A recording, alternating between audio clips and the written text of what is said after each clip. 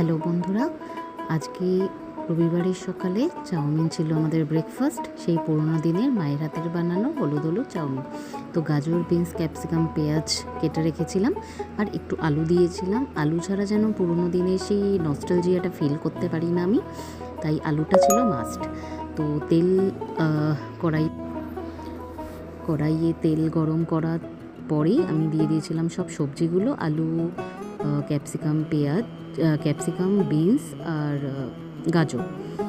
পেঁয়াজটা দিইনি, কারণ আমি জেনারেলি লেটে পেঁয়াজটা দিই যখন মোটামুটি ভাজাটা হয়ে আসে 70-80%, তখন আমি পেঁয়াজটা মেশাই। কারণ আমার নইলে কেমন যেন মনে হয় পেঁয়াজটা বেশি ভাজা হয়ে গেছে, আর পেঁয়াজটা বেশি ভাজা হয়ে গেলে আমার টেস্টটা ঠিক ম্যাচ করে না। তো আগে ঢাকা দিয়ে নুন হলুদ দিয়ে সবজিগুলোকে আমি ঢেকে রেখেছিলাম মোটামুটি 3-4 মিনিট মতো। যখন 3-4 মিনিট পরে দেখলাম সবজিগুলো বেশ অনেকটাই ভাজা হয়ে গেছে, তখন আমি ওখানে পেঁয়াজ অ্যাড করেছিলাম।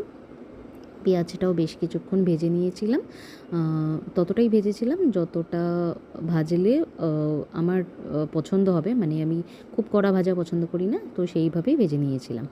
আর আমার আর হাজব্যান্ডের জন্য যেহেতু আমি ব্রেকফাস্টটা বানিয়েছিলাম, তো 2টো ডিম ফাটিয়ে তার মধ্যে নুন দিয়ে ভালো করে সেটাকে ডিমের ভুজিয়া মতো বানিয়ে নিয়েছিলাম।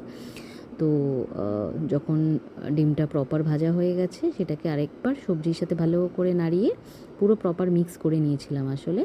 আর চাউটা সেদ্ধ করা ছিল, তো চাউটা কড়াইয়ের মধ্যে দিয়ে নুন অ্যাড করে নাড়িয়ে চাউটা কমপ্লিট হয়ে গেছিলো। হ্যাঁ, অন্য সময় একটু গোলমরিচের গুঁড়ো দিই, বাট আজকে অ্যাভেলেবেল ছিল না গোলমরিচের গুঁড়ো, তাই দিতে পারিনি। তো একদম পুরোনো দিনে যেরকম মায়েরা বানায়, তখন গোলমরিচ মা দিতও না অনেস্টলি। তো এটাই আমাদের আজকের ব্রেকফাস্ট।